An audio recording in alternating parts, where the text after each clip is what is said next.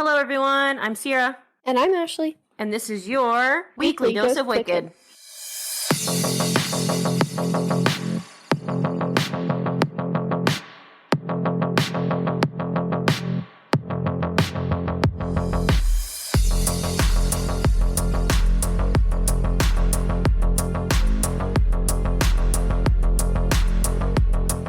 So, we just got back from Podfest. Lots of fun, woohoo. It was the best time. It was the best of times. It was the worst of times. There were some bad times, but mostly good times.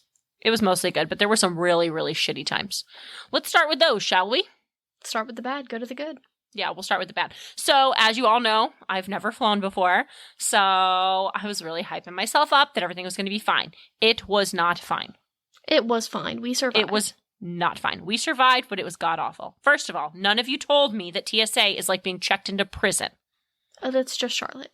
No, I was terrified. That was the most terrifying experience of my life. They were just screaming at me and yelling at me and rushing me along and like, take your shoes off, pull your hair back, let me pat you all over your body. Like, it was terrifying. I thought for sure I was going to be like incarcerated by the end. It wasn't that bad. Actually, it was awful.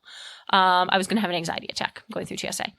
But it's cool, whatever. We made it through TSA. All things were good.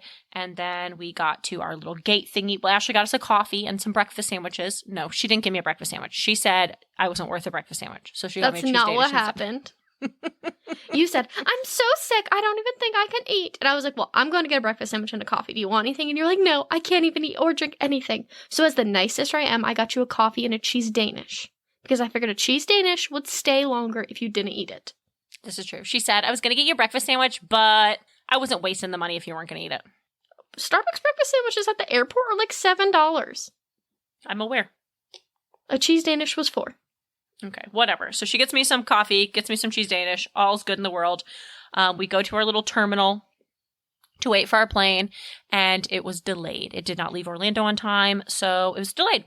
Then finally it arrives, and it has mechanical issues. So we're delayed even farther. And then the wonderful, beautiful people at this is fact, so we can't get in trouble for this. They are awful in Charlotte. Not fact, it's our opinion. I think it's a matter of fact, but okay. In my opinion, they're awful.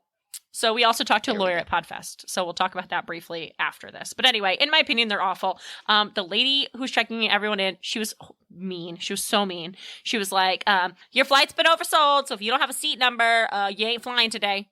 And you ain't flying tonight because we oversold that flight too. Like, the heck is wrong with you? They were so mean. And then they made us all check our bags, make sure they all fit. And then Ashley's stupid bag didn't fit, so we had to wear multiple layers on the plane, and it was awful. And then they wouldn't tell me what the mechanical issues were. And then she also wouldn't let me go do shots at the bar because she told me if I did shots at the bar, then she wasn't going to let me on the plane. She told you if you smelled like alcohol. Yeah, she said if I smelled like alcohol, she was not letting me on the plane. So, and you should also probably bleep out the airline name, just in case, so we don't get sued. Okay, well, we'll bleep that in a minute. So anyway, the airline that we flew, no, I'll just bleep it out. They were awful. Yeah, so anyway, we finally got on our plane. All was great. I sat next to a nice businessman. He didn't talk much. He actually didn't speak to me the entire time. He spoke to you at the beginning and at the end. Right, at the beginning, at the end. In the beginning, I was like, hey, listen, I've never flown before. If I'm annoying, tell me to shut up. And he was like, oh, you've never flown before. Ha, ha, ha. And then he went back to his phone. And then when we landed, after not speaking to me for the entire flight, he looked at me and said, you made it. Good job. And that was it. That's all I got from him. But it was cool. Whatever. Yeah, 10 words. Yeah, it was great. So anyway, then we got there, and then it was like National Lampoon's Family Vacation. We could not get to where we were going. It was awful. We tried to go get our rental car. The shuttle at the airport didn't pick us up because it said you had to call, but then like their voicemail said they just came every 15 minutes, so that was confusing. So we sat at the airport like idiots for 40 minutes waiting for a shuttle that never came. We were late. Yeah, so our flight was late. They told us to cancel our rental car because we were so late because we didn't end up getting to Orlando until... What time did we actually end up? It was like 11:30, right? 12:30. No. I think we landed at like 11:40. Yeah, okay. But we were supposed to get our rental car by 11:45, and that wasn't happening. Yeah, we didn't actually get to the rental car place until like almost 1, I want to say. It was almost 1, because it was like 12:35 by the time the shuttle came and got us, and then it was like 12 minutes from there to the rental car place, and then the rental car place had a really long line. So anyway, then we get to the rental car place. They didn't cancel our car. They still had it, but... I put the rental car in Ashley's name. Her insurance was inadequate because it was North Carolina insurance and not a big, like, nationwide company. And then they wanted to charge a $500 deposit. And it was just a whole big... Plus buy extra insurance, which we've already bought extra insurance. Right, we'd already bought extra insurance. The whole thing was a fiasco. Want us to buy more insurance. So by that point, we were really frustrated. And I was like, okay, Ashley, do you just want to say F the rental car? And she was like, yeah, let's just do that. So we lost money on our rental car and we said F it. And we left with no rental car. So we got an Uber or a Lyft. I don't know what it was. Anyway, we got in the car. They took us to our hotel where that was fine. The hotel was lovely. The people at the desk, was lovely. They were great. I told them I was going to kiss their face. I was so happy to see them. We got a picture of margaritas. That was delicious. We went up to our room. We got ready. All's well. And then we went to get on the trolley. And the first time we missed the trolley, right? Right. It like was driving by us. So then we had to wait 20 minutes for another one to come. Is that when we ran? So it finally comes. Well, you were like, oh, well, let's just walk to the next stop, see what's around, get some steps in. We did not need to get steps in because we got lots of steps in. But you're like, oh, we'll get some extra steps in. We'll walk to the next stop. As we're walking to the next stop, there comes the trolley. And we're like, shit. And we run. Yeah, and I was like, run, Ashley, run. And then we were running like lunatics. And my shoes kept falling off because I was wearing flip-flops. Yeah, so then we made it to the trolley. And by this point, it was 3 o'clock. And we know this because why, Ashley? Shift change. Yeah, shift 3 change o'clock. at 3 o'clock. So we get on the trolley. All's great. We have to go from stop 8 to stop 27, right? Not that far. Should took like 15 minutes. Yeah, not took that an far. hour. No, it took an hour because it was like, please excuse this brief disruption to your travel as we make a brief stop to switch drivers for shift change. And then like we went in there and it took forever for them to change shifts. And then finally they changed the shifts. And then finally we're coming up to stop 27. And I go to pull the thing and it doesn't work because I don't know what I'm doing because I've never rode a trolley. So we miss our stop. We get dropped off at SeaWorld. Okay, but we did pull it before our stop. Like, we did figure it out in time, and it did pull, and it was like, stop requested, and homegirl was like, nope, and she just kept on driving. She did not stop. Yeah, probably because we pulled it too late. It was too close. It was not. No, it was I don't not. know. I pulled it when she was at the red light, before the turn. Yeah, I don't know. She did not stop, so instead she dropped us off at SeaWorld. So our options then were to get off the trolley and walk back to the stop that we needed, which was the stop before, or keep riding the trolley until it turned around and went the other direction. So we chose to walk. Which took forever. We chose to walk. It was terrible. We could see the hotel, and I was like in the parking lot. Ashley and I were just laughing and laughing. Yeah, it was fun. So then we get checked in. They don't have our names printed on our little thing. No, they didn't have our names printed, so we had to have a sticker like lamos. I did apologize to the front desk ladies because I was a little grumpy about it. You were a little grumpy, but not too bad. No, it wasn't too bad. So then we got there. We were like, all right, at this point, it's like 4 o'clock. We're like, we've missed everything for the whole day. Like, we've missed all of the classes for all of Thursday. So we're like, all right, cool. Let's go get our drink tickets because Buzzsprout's having a party. You know, they brought us there with our tickets. So we have to go to their party. So we're like, all right, let's go get our drink tickets. So then we walk up to the Buzzsprout tent and they're like, oh, hey. And I was like, hi, I'm here for my drink tickets.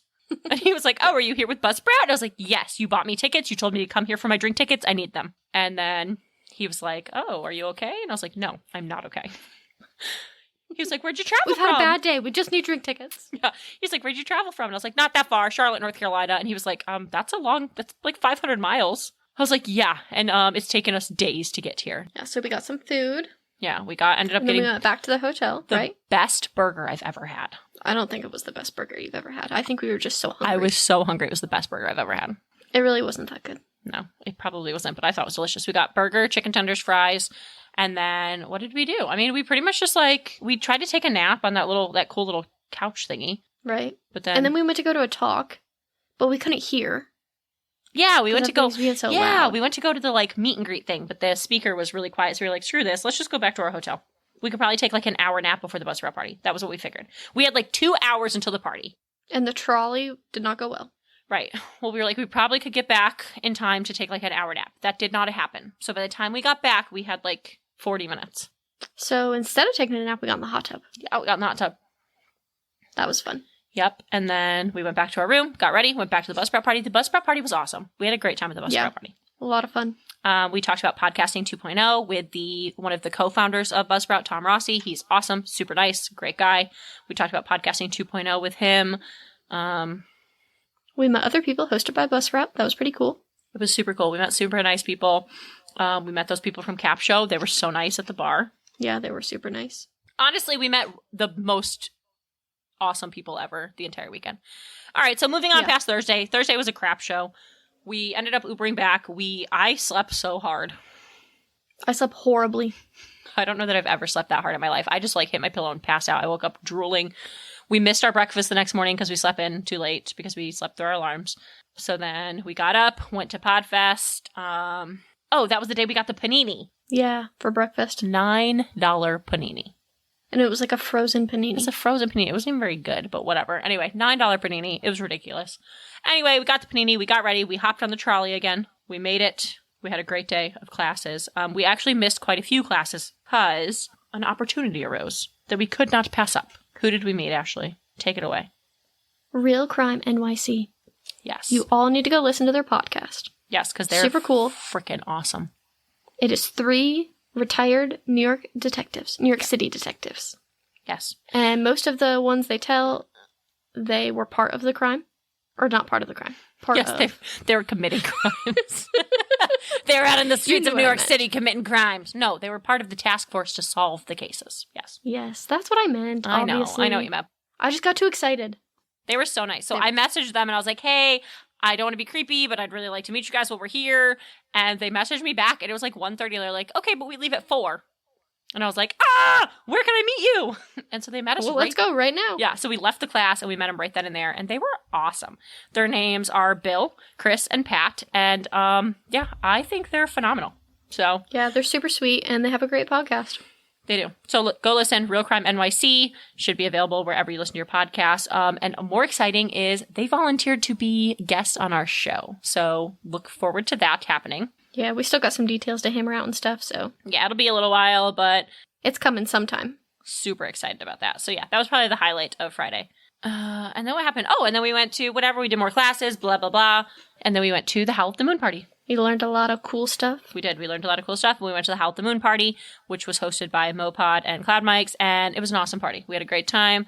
Karaoke, pretty much almost not open bar, but essentially it was open bar. So yeah, we had a lot of fun. Drank too much. Went home in the Uber. Ashley. Oh, we have a true crime podcast. Ashley tried to get the Uber driver his personal phone number to drive us to the airport. I'm sick of you bringing that Sunday. up. It was a backup plan. It was just dumb. in case. Can you guys email us and tell her how dumb it was that she was trying to get a private Uber ride, not through Uber? I was very, very. I was just thinking if we were that desperate, if we needed a ride that bad, homeboy said he would take us. Okay, well, I don't think it was worth our lives. Okay, well, you could have known. He could have been a great guy. Could have, but we will never know because I told you get out of the car. Okay, anyways, it doesn't matter. Anyway, it doesn't matter. So then Saturday, again, super great day. We went, we learned. That was the day you learned about the voice lessons from the lady. You took the class. She said before we record, we said we should massage our vocal cords with something that vibrates. She said either take a shower and hum. So like the steam and the humming, the vibrations is supposed to like strengthen your vocal cords or something. I don't know. Or she said that you can use something that vibrates and then winked. So we all know what that means. Yes, we all know what that means. Yeah, so then what else happened on Saturday? Anything remarkable? We met with the lawyer on Saturday, right? Yeah, he told us that we weren't allowed to say people were trash bags anymore. Yeah, we're not allowed to call people trash anymore. He said we could get sued for defamation or slander. So from now on, I'm going to say, in my opinion, they're pieces of trash. He said not to say that either. I know he did. He said we couldn't say that either. We're like, well, it's kind of our slogan. And he was like, well, I'd pick a new slogan then. He was very helpful, though. He was super nice. But I was like, yeah, so my biggest fear is that I'm going to get sued for slander or defamation. And he was like, okay, who are you slandering? And I was like, everybody. Yeah, he said that we need to use, in my opinion. Yes. And we should probably not call people trash or trash bags. Yeah, and I said, well, what if they're already incarcerated for heinous crimes? And he said, unfortunately, that does not mean that they've lost the right to sue you. So, unfortunately. So I guess we got to be more careful. Yeah, we need to be more careful about that. But yeah, that lawyer was super cool. And then we also met Steve, the editing guy. He was the bomb.com. Holy crap. I think he was I learned the most from anybody, like, in that lesson. Yeah, I was getting our food then, so I didn't really get to learn a lot then. Well, I would say I learned the most with the lady with the, what's it called? The pitch deck. A deck. Pitch deck. Yeah, the pitch that deck. was a good lesson. That was a good listen. I do. I keep forgetting. But as the producer and editor, I got the most out of editing. And as our social media manager and essentially head of marketing, you got the best from her. Yeah. So, yeah, honestly, though, all in all, 10 out of 10. We are so excited for Podfest 2024. We've already bought one ticket. Now we just have to buy a second ticket. Yeah, we bought one ticket so we could get all of the talks from this year that we missed. It was the recordings of everything that we didn't get to attend. So we got like all of them, and it was a deal. And then it included a ticket to next year's Podfest, which it was also half the price of a ticket. So obviously it made sense to buy it. Right. But yeah, so anyway, thank you. Thank you to all of our listeners who are part of our Patreon, who tune in every week to listen to us, who donated us money, because if it wasn't for you, we would be nothing. Absolutely nothing. Absolute trash. We can call ourselves trash because I'm not going to see you. Yeah, we'd be trash bags ourselves. Yeah, we would be absolute trash bags if it wasn't for you guys. So that being so said, cool. I don't want to take up any more time, so I want to jump right into this case. You guys know the freaking drill. Join the Patreon, go on Facebook, go on Instagram, like it, follow it, leave us ratings and reviews. We've got a ton of ratings and reviews, like this past week. Yeah, it was cool. Maybe we'll read a few next week because I'm like floating on the clouds. All right, so Maybe that being it's from said, all the connections that we made. do what? So maybe of all of our connections that we made. That was the biggest part of Podfest. Connecting with people, that was cool. We made a ton of connections, and we met awesome people. Oh, we didn't even mention Alex and Alicia Sanfilippo. They were the best. Oh no, they were the best. They were the best. They were I super love sweet. them. You guys won't know who they are because you don't do the podcasting thing, but like they are pod pros. Basically, yeah, they just have like a bunch of software awesome that- software for podcasters. We also met William Hung. oh yeah, William Hung. He was super cool. He was so nice. American Idol. Ashley was so happy. You guys know who William Hung is. He said, can I invite you to like my Instagram? And I was like, yeah, of course William Hung will like your Instagram. And then he followed me back. So cool. Yeah, he followed me back too. And then he gave a live performance of Shebang at the closing party. So it was all in all, it was a phenomenal experience. We learned a lot. It was exhausting, but We learned we have no idea what we're doing. that's true. We learned we needed more equipment. The best thing that came out of Podfest is that Ashley let me buy boom arms and frickin' pop filters. That's the best thing that came out of Podfest. Because I've been That saying is. for months we needed boom arms, and Ashley's like, you just want a boom arm so you'll look cool. And I was like, no, like we need them. It's important for our sound. And she thought I was full of crap until we went to the expo hall and the podcasting equipment guys told us we needed boom arms. Yeah, well, they had a very convincing argument. I think they were just trying to sell their products, though. No, they were not. Ashley, these boom arms are awesome. We'll see after this recording if it sounds that much better. We'll see. But anyways, we got our boom arms, we got our pop filters. We're going to get a Rodecaster Pro 2, which I've also been advocating for months. And Ashley keeps telling me it's just a cool piece of equipment I don't need. But after watching the demo, she agrees we need it. Oh, we won things. Oh, yeah, we won t-shirts. cloud lifters. I was getting there. Oh, sorry. We won t-shirts Yep. that said straight out of Podfest. They're pretty cool. Mhm. And then we also won cloud lifters, which you guys don't know what that is, but it's a podcasting equipment that's super cool and super expensive. Yeah, they're $150 a piece, and we won 2 of them. And it's a little tiny box. And I also want a ticket to Pod Global Oh, yeah, you did. because I put in the work to be number 9 on the 9 leaderboard. On the leaderboard, yes, ma'am. All right. Without further ado, let's jump into our case. This is my week, correct? Yes. That's unfortunate. I didn't prepare anything. That's not true. No, but that was funny. Not really, because I knew it wasn't true. I know. If I didn't know, I probably would have freaked out. But I was with you today. I know. I should. Well, you were working on it. Whatever. All right. So anyway, let's just jump into it. Today, I don't know. Okay. Disclaimer. I do not know how to pronounce this middle name, and I might be butchering it. I don't think that I am. I think it's correct, but it is very important to me to mention victims' middle names. I don't know if you guys have noticed that, but I always include the victims' middle names because it's important that we know as much about the victims as possible. Not so much about the pieces of things. Don't say it. The pieces of things that kill people, but the victims. It's important that we get on that personal level with them. So I always include middle names. I did include this middle name, but I don't know how to pronounce it. So I think her name is Victoria. Her name is definitely Victoria, but I think her name is Victoria Tanaya Ann Carter. It's spelled T'Naya. So I'm going with Tanaya. If I'm wrong, please let me know, and I will 100% apologize and let everyone know I was wrong. But that's what I'm going with. Nobody said her middle name, though. So, but that's what I got. Victoria Tanaya Ann Carter. Sounds good to And me. it's a hyphenated middle name, and you know how much I love hyphens I know. in names. And middle names. You love middle names. I do love middle names. I call all of my children by their first and middle name, and my husband. And everyone you know. Essentially, I love middle names. Anyway, moving on. That's not important. The important part here is the case. All right, so Victoria Tanaya Ann Carter was born January 20th, 1990 in Fayetteville, North Carolina, to Bernadette and Gerald Carter. We've been doing a lot of North Carolina cases lately. When I say we, I mean me. I don't know why. Yeah, mine's not North Carolina. I know, but I've been doing a lot of North Carolina lately. You just like them, I guess. Like a lot of my cases involve North Carolina. I don't know. Anyway, it doesn't matter. After graduating from Enloe High School, Victoria went on to attend East Carolina University, better known as ECU. Victoria was double majoring in business and marketing and minoring in communications. In the fall of 2010, Victoria would join the pledge class for the Delta Sigma Theta sorority. Man, bad bitch. Yeah, pretty much she was. And we're going to get more into that. 2 majors and a minor and a sorority? That's crazy. Yeah. Unfortunately for Victoria, though, her life would be cut short on November 20th, 2010, when the car she was riding in struck a tree in a single car crash. That's sad. Yeah, so she was in the car with 3 other members of her pledge class who were traveling to a beauty salon to get ready for the crossing over ceremony. And I bet you're thinking to yourself, Sierra, this is a true crime podcast. Why are we talking about a car accident? But you're going to tell us. Well, I'm glad you asked that, so let's dive in, shall we? All right, so first off, some little background on a little background on East Carolina University. I actually always call it Eastern Carolina, and I know that's wrong.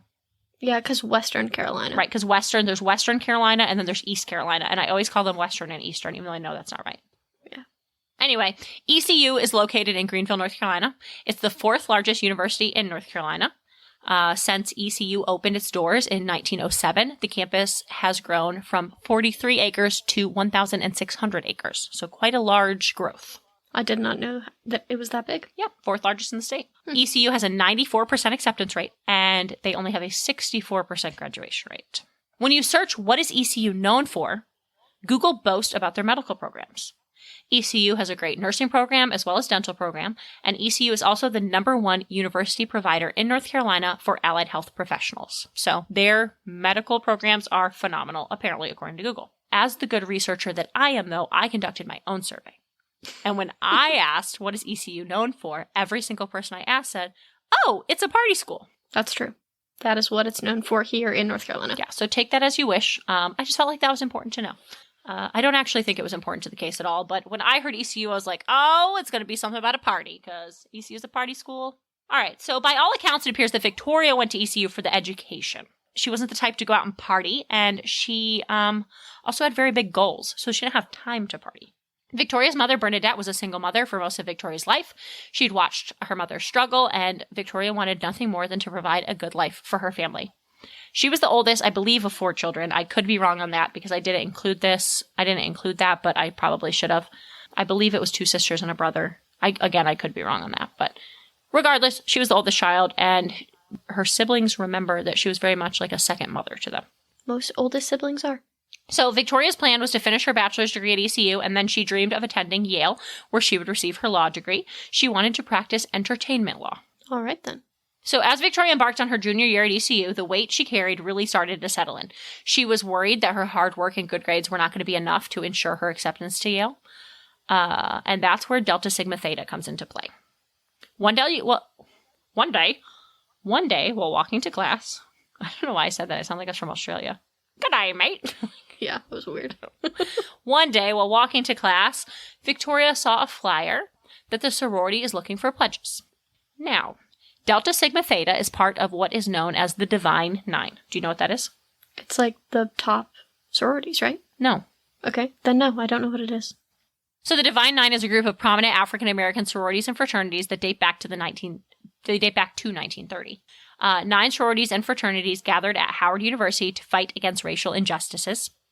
While the Greek system does tend to be construed in a negative way, the Greek system actually focuses heavily on community outreach, and there are a ton of prestigious people who have belonged to sororities and fraternities. That is true. So politicians, civil rights activists, business leaders, essentially a ton of important people throughout history have belonged to sororities and fraternities. This makes Delta Sigma Theta appealing to Victoria. Just another little fun fact, Martin Luther King Jr. was actually a member of Alpha Pi Alpha. Is that how you say that? Alpha Phi Alpha? I don't know. Is it PHI? It's PHI. Yeah, Phi. Alpha Phi. Alpha Phi Alpha, which is another Divine Nine fraternity. So that's pretty interesting. Yeah, I thought so as well. That's why I included it. So Victoria is drawn in by the promise of sisterhood and the idea that being part of the Divine Nine would open doors for her that otherwise would be closed. She attends an open house event with her BFF, Jenna, and Jenna recalls that Victoria was a rock star at this event. She was working the room, she was making the connections. By the end, Victoria was even more certain that joining the sorority was her next step. It had to be done.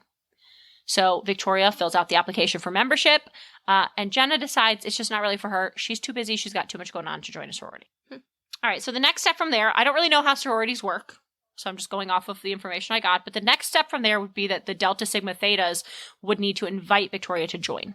So she applies, and then they would have to essentially, like, invite her in, much like a job.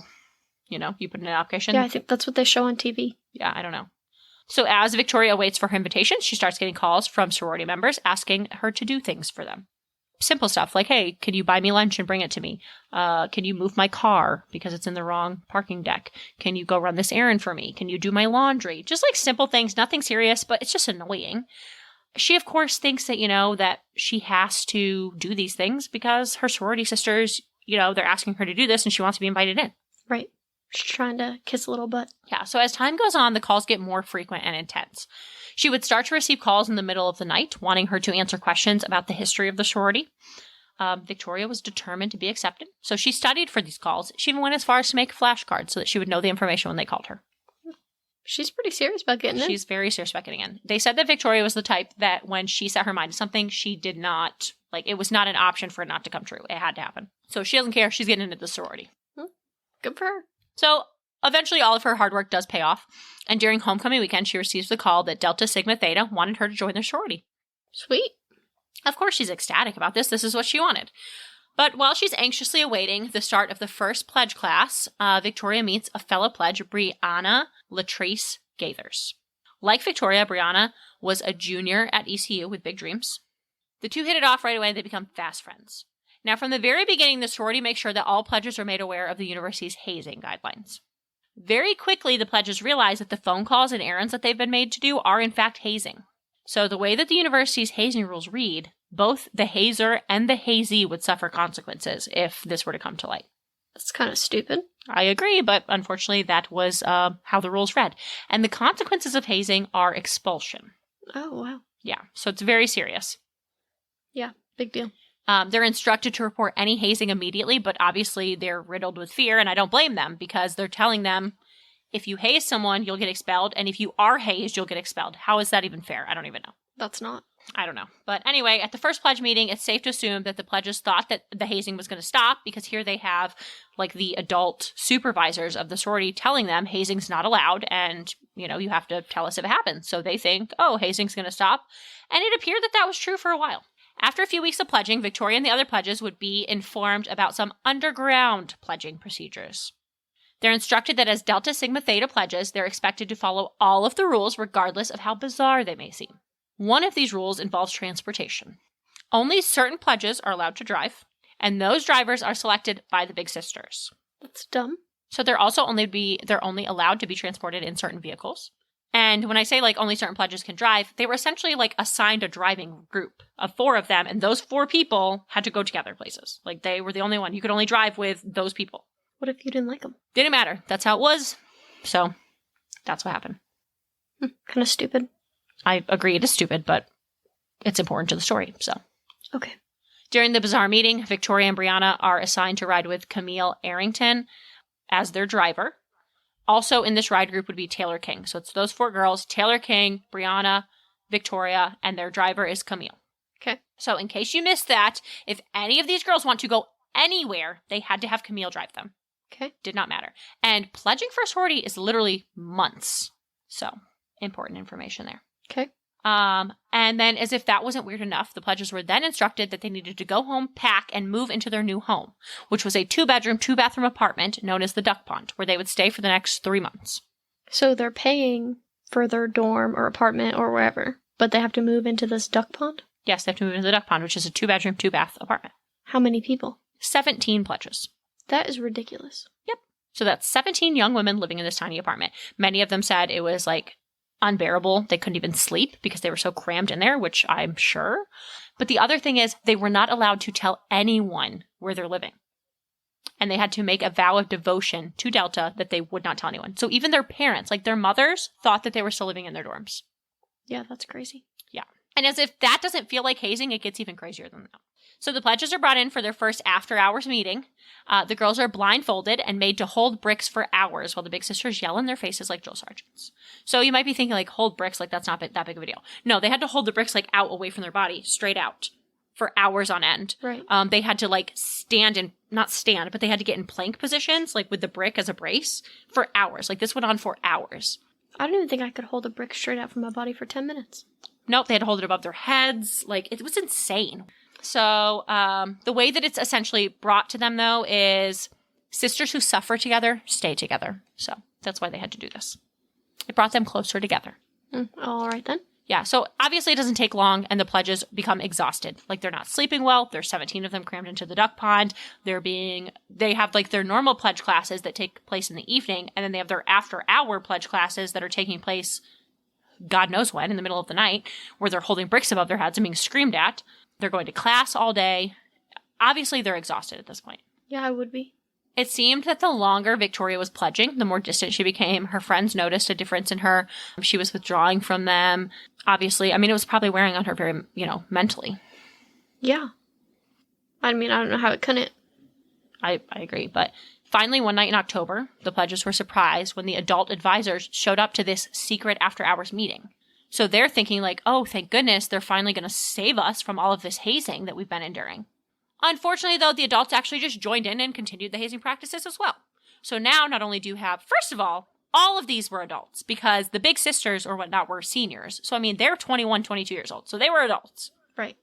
But now you have the adult advisors who are older than that. They're adults who are supposed to watch the sorority, and now they're partaking in it as well. Yeah, that's blowing my mind right now. Yes.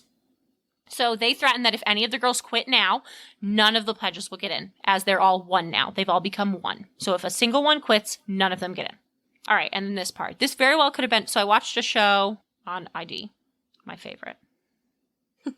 So this very well could have been dramatized for TV. But at one point, the actress who was portraying the president of the sorority said, essentially, like I'm just paraphrasing this until the end, but she said, none of this is public knowledge.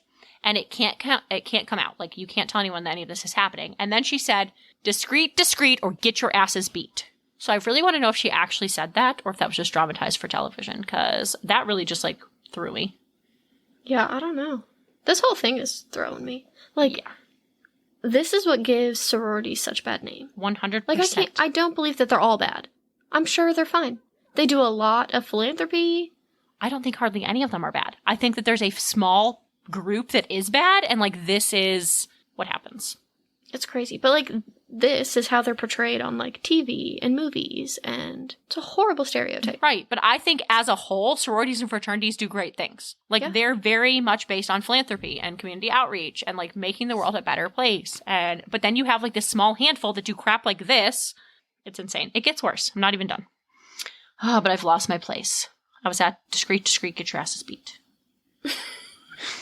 I really laughed when she said that. I mean, it's not funny, but I was just like, is this bitch for real? All right, so an anonymous member of the Delta Sigma Thetas said they had an interview, and she remained anonymous because she didn't want them to know who she was. But she said that it was peer pressure and manipulation at its finest. Yeah. She said that essentially, like, you're terrified to tell because if you do, you're going to get yourself in trouble, and you can't leave, or you're betraying your entire pledge class. Right, and then everyone suffers. Right, and she said essentially the only way out is to, like, quit school and go to a different university. But then, like, you lose everything you've done at that university. Like, you've lost all your connections. You essentially have to start over. And a lot of these girls are juniors, sophomores or juniors in college. They don't want to do that. Right. Also, though, I thought you joined sororities typically as a freshman.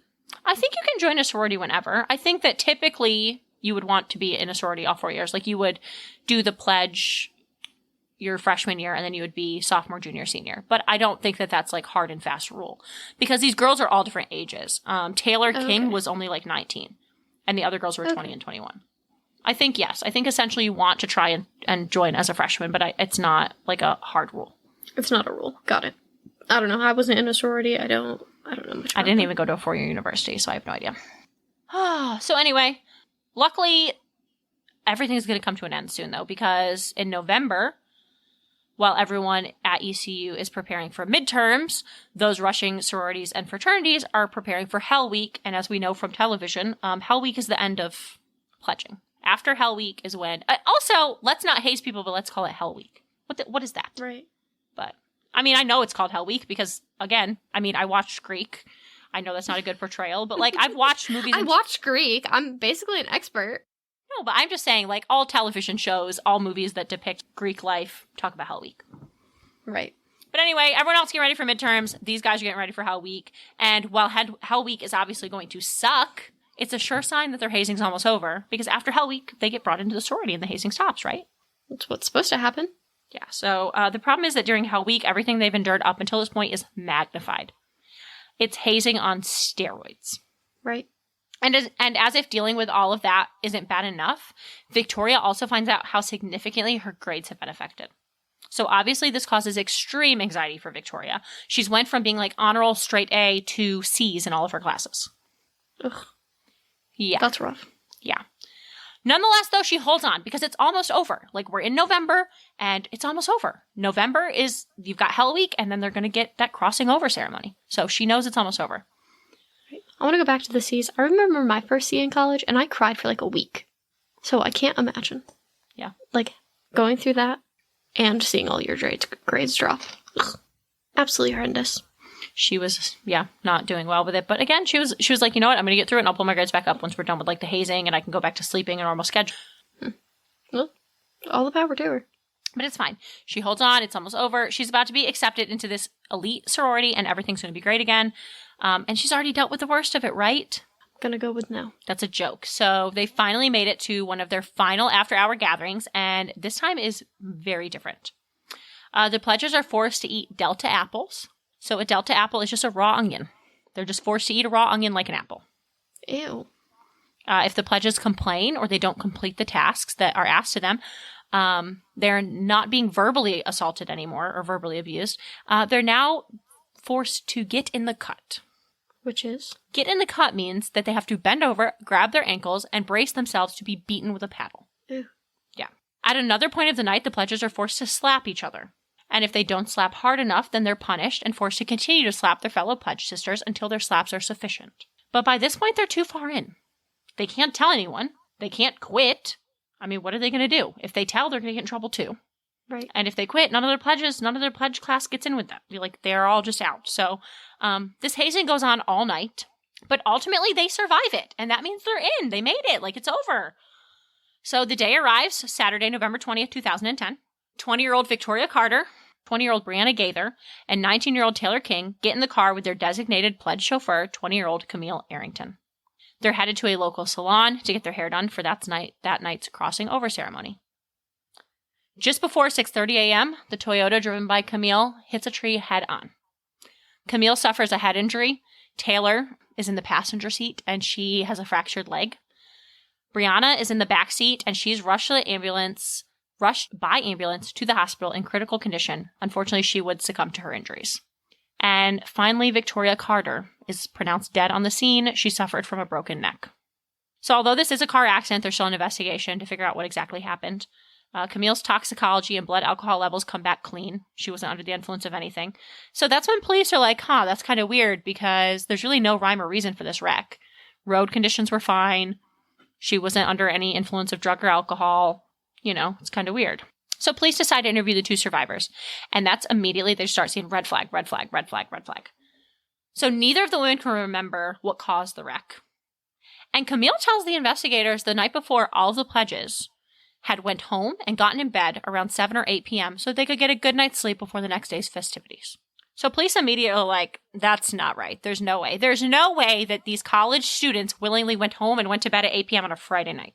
I mean, maybe. Maybe. Juniors? Probably not. They weren't all juniors, but maybe. But what do you think the likelihood is that 17 girls went home and went to bed at 8 p.m.? Oh, no.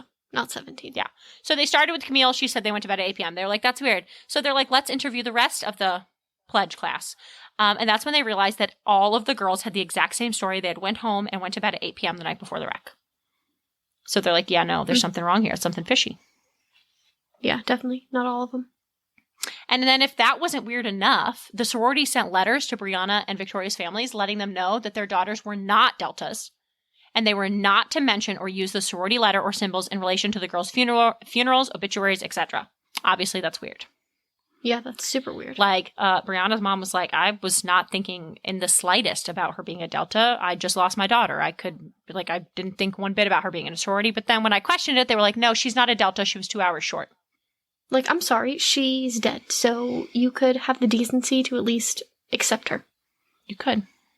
Unless there was more going on, maybe. I mean, there is. So continue. So, with nothing else to go on, the police charge Camille Arrington with 2 counts of misdemeanor death by motor vehicle. Camille pleads guilty and is sentenced to probation and community service.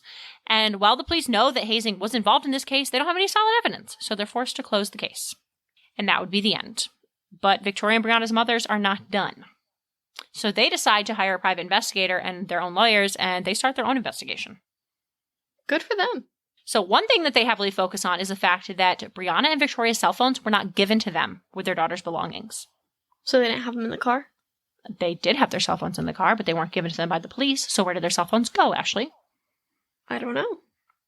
I don't know either, but we'll find out, I'm sure, at some point. Camille take them? I don't know. We'll find out. So at one point after the accident, Bernadette is approached by a Delta sister who gives her Victoria's phone. That's weird. Yeah, the memory card's been stripped and the phone had been submerged in water, so it was useless. It's a little fishy. I would agree. And then I said here, the crazy thing is, how did the Deltas even get the phone? It should have been turned over by police to Victoria's family, right? Right. So that's where it gets crazy. This is a crazy conspiracy here. An officer at the police department willingly turned the phone over to the Delta of advisors. Interesting. You're probably asking yourself, why on earth would that occur? Clearly, they were a Delta. So as it would turn out, the police officer was a Delta sister, and Delta sisters have to stick together. Brianna's mother had a similar experience, but unfortunately, the Deltas did not do as good of a job with Brianna's phone as there were still texts left on her phone, one of which was a text sent to all of the Delta pledges instructing that all Delta texts should be erased from their phones. So again, red flag. Right. Why? I don't know. The family works tirelessly to try and prove that the sorority was involved in the events leading to the accident, and it would seem that they were getting nowhere. That is until 2013, when they were granted a court order allowing them to depose Camille Arrington. So, depose is just a fancy word for ask questions. Okay. I looked it up. Yeah, I wouldn't have known what that meant either. So. Yeah. So Camille finally has the courage to speak out against Delta Sigma Theta at this point. She tells of the exhausting hazing that was taking place. She also under oath admits that she couldn't come forward about the hazing because the adult advisors were taking part in the hazing, so she had no one to come forward to. The information given by Camille starts a snowball effect. Now that they've come forward, or now that she's come forward, other pledges change their stories as well. Because of Camille's testimony, the family's legal team, is able to subpoena all of the pledges and then question them again under oath. So during this questioning, all of the pledges corroborate Camille's story. This new information paints a very different picture of what transpired prior to the accident. So the pledges recall that in the nights leading up to the Saturday morning wreck, that the pledges had not been allowed to sleep. At the point of the wreck, Camille Arrington had went 60 hours without sleep. How many? 60. Ugh. No. Absolutely not. And the big sisters of the Delta sorority, knowing that, instructed her to drive the other girls to the hair salon. Right. While en route, Camille fell asleep at the wheel, which then caused the wreck. As she fell asleep, her foot accelerated the car. When she woke up, she had hit a tree. Makes sense. So to this day, none of the Delta Sigma Theta members have faced any charges in relation to this horrible situation. But Victoria's mother did file a wrongful death suit against the sorority. Did she win it? I could not find an outcome of the lawsuit. Well, that's unfortunate. It is. So if any of our listeners know the outcome, or if you guys want to dig deeper than I could dig and find it for me, I would love that because I want to know. I hope that she won a wrongful death suit. I kind of also wish that they would have charged the other pieces in this case. Right, but it was probably, hard to prove that. In order to charge them. I mean, I guess it probably would be hard to prove that, but it's just honestly insane to me. The whole case was insane to me. Yeah, yeah. So, yeah, anyway, that's what I think I've heard, maybe not this one, but something very similar to this. Yeah, that's another reason I never joined a sorority, because of stories like this. That terrified you? Yeah, terrified. I mean, I know, like, that's not every sorority, obviously, but... Right. My luck, it would be. Horrifying. I don't know. Yeah, it's pretty freaking crazy. Poor girls. Yeah, awful. Absolutely awful. Yeah, I hate that. It's also awful to think. I mean, I guess, I don't know. So this happened in 2010. I graduated high school in 2010. Yeah. I never saw any sort of like this should have been publicized.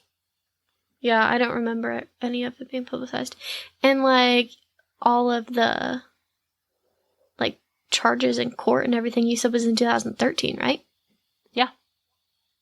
Yeah, so, I mean, that's when I was, like, looking into colleges. You think at least it would have showed up then? Well, 2013 is when they were able to re-question Camille. So she was charged pretty quickly on in 2010. Oh, okay. Yeah, because she pled guilty right away. Right. So, I don't know. Honestly, though, it's crazy. It's a crazy case for sure. Yeah, really sad. Like, people that you're supposed to be able to count on. You're supposed to be sisters. You're supposed to... Well, right, whatever. and also adults that you should be able to count on. Right. And yet we Yeah, can't. but the whole point of it is that, like, you're sisters and your family. But Right. you don't treat your family that way. What are you talking about, Ashley? I beat you with a paddle all the time. No, you don't. No, I don't, because I'm not a piece of crap. Yeah, I don't get it. I don't know. It's insane. Yeah, for sure. So anyway, that's all I got on that case. So, yeah, if you guys want to figure out what happened in that wrongful death suit, I'd appreciate it. And you can email us at weeklydoseofwicked@gmail.com. Or you can just email me privately at sierra.wdow@gmail.com if you want to. Because we got our personal emails this week. Yeah, if you want to leave Ashley out of it. You just want to talk to me alone. I mean, I know your login, so I could go log in. That is true. Maybe I changed my password. Oh, maybe. Maybe you did. I don't know. But anyway, all right, well, we'll catch you next week when we cover a whole new case. Until then, be safe. Don't take any random phone numbers from random Uber drivers. Don't flip me off, Ashley. You know it was dumb. It really wasn't that dumb. You know sober Ashley never would have done that. You know you only did it because you drank too much. No, sober Ashley would have 100% taken his phone number because I would have been too crippled with anxiety to decline it. You're so full of it. I can't even deal with you. Can't even deal with you. I All would right, too. guys. We'll see you next week. Bye. Bye. Hey, everyone. If you like what you heard and you want to support a small podcast, please give us money at www.patreon.com/weekly dose of wicked, where you can join one of our 4 amazing tiers, starting at just a measly $3 a month. That's literally 10 cents a day. You can join the Slightly Wicked. After that, we've got the Moderately Wicked for just $5 a month, followed by the Awesomely Wicked for $7 a month. And for those high rollers, big ballers, we have the Extraordinarily Wicked. So head on over, check it out. If you like what you see, join it up. If subscriptions aren't your jam, head on over to www.buymeacoffee.com/WDOW, where you can give us a one-time donation to buy us a coffee, or, like podcasting equipment, which would probably be a better use of our money. Feel free to give us a follow on Instagram at weekly_dose_of_wicked, or you can just search Weekly Dose of Wicked and we'll pop up because we're the only ones. or you can give us a like on Facebook at facebook.com/weeklydoseofwicked. Or, you know what? You could just do both because that would be better for us. For a direct feed of our podcast, please go to www.weeklydoseofwicked.buzzsprout.com. Great news, guys. We've made it big time, and you can now listen to us anywhere you listen to podcasts. Yep. Even Pandora. They finally let us in. Make sure to come back next Wednesday for your Weekly Dose of Wicked. But